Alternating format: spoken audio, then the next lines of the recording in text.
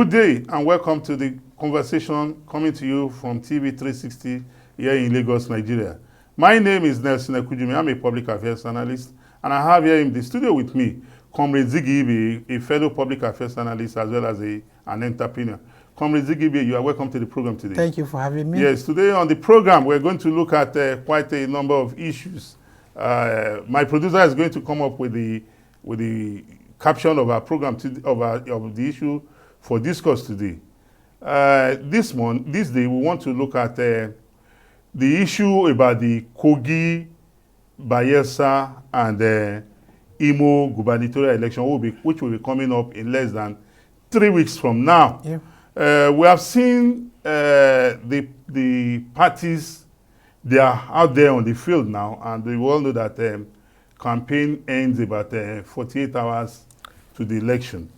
We have also seen INEC commence the distribution of PVCs, okay. PVCs to the voters in those states. The total number of voters in the 3 states we are talking about is about 5.4 million. And the collection of PVCs has ended.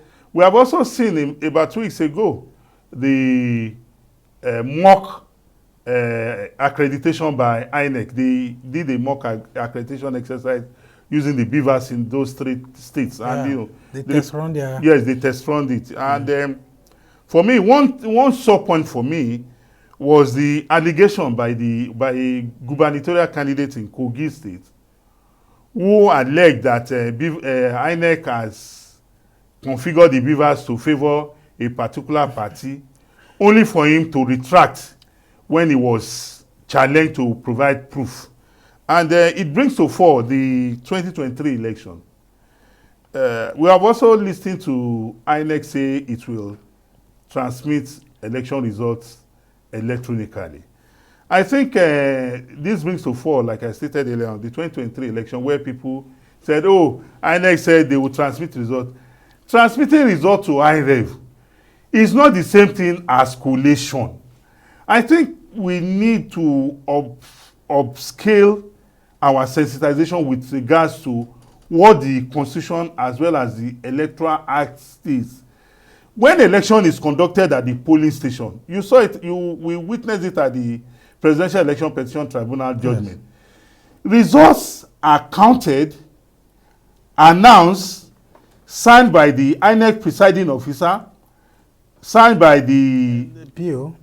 By the presiding officer, that's the PO, by the party agents present, as well as the security officer, and they are all given a copy. Yes. Then the results from that polling unit is graduated to the ward RA level. Yeah. Because so many polling units make up a ward.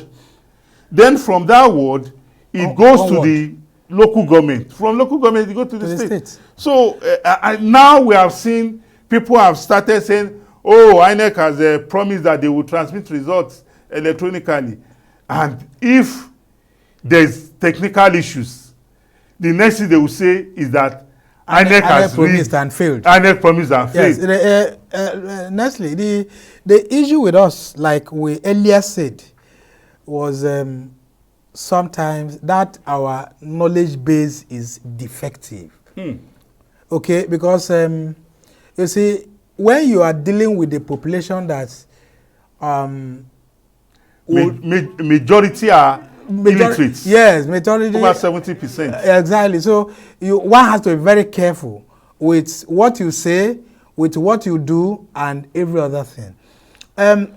We are not a country of high historicity. We don't learn from lessons. Why not so?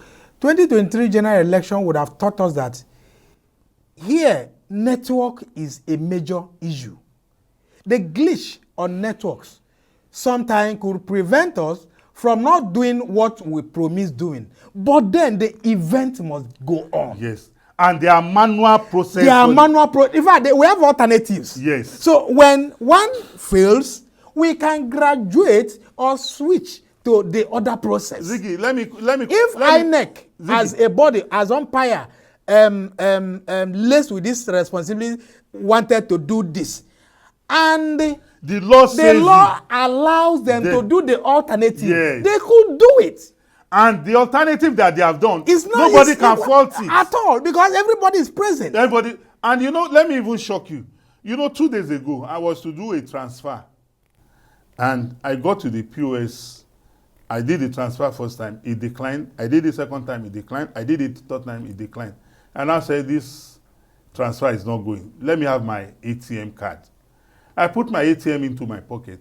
Lo and behold, about an hour later, the message dropped that one of the transactions was successful. So I was like, ah. So for me, when people say INEC promise, they need to go, even if INEC is making a promise, go and read what the Electoral Act says. Electoral Act says INEC shall enter the results into a form EC8A or shall transmit.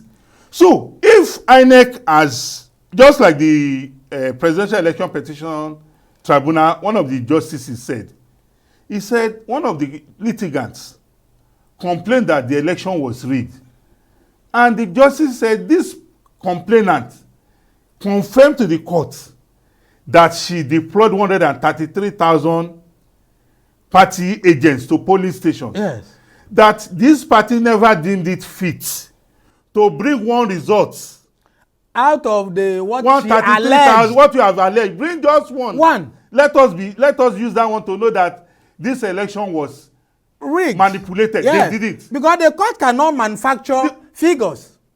And the reason why they couldn't do that, because all the results they had tallied with what INEC declared. So where's the missing link? When people come out and say, oh, INEC has failed, I now ask them, please, in which way? So that is the issue. You see, why we want to come up open and clean and want to use certain words that are very, very related to what we are saying is that illiteracy contributes 90% of so many problems we have in the country. When a situation, just like Soyinka will always tell you, if you want to hide anything from Nigerians, put it in a book. So many of us don't read. And there are constitutional provisions for INEC to, look, INEC is not stereotyped. They have options. On that very day, if there are glitches, INEC will stop the process. They can't. I think one message we must send out to our people from this the conversation today is that our people have to be very careful with politicians. Yes. You recollect. And that's why they manipulate the people. You recollect when the elections ended, the party that came first and second said they won, that they were rigged. But when they went to court now, they are not talking about win again. Rather, they are saying the court should disqualify who won. On which basis? On which basis? On which basis? No, you that said you said you were rigged.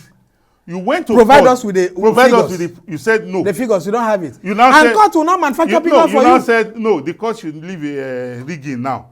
That the candidate that won was not qualified to. Is it the same with what you alleged that you took the Nigerian people for a ride? And that was exactly what happened in the last tribunal when they begins to impute what they deposed earlier. Yeah. They saw that it doesn't have enough substance. There was no substance. It was worthless. It was watery. You know, and they begin to manufacture different depositions and begin to add and all that. And you know, it becomes laughable that lawyers themselves were even trying to gather themselves from the mistakes that is non-professional. But you know, even when the justices at the Presidential Election Petition Tribunal give their judgment, they tongue-lashed some of those senior. Yes, it was obvious. It was obvious. Even people that were supposed to guide society, people that are even supposed to advise their clients, embarrassing the legal. They wasted the time of the court.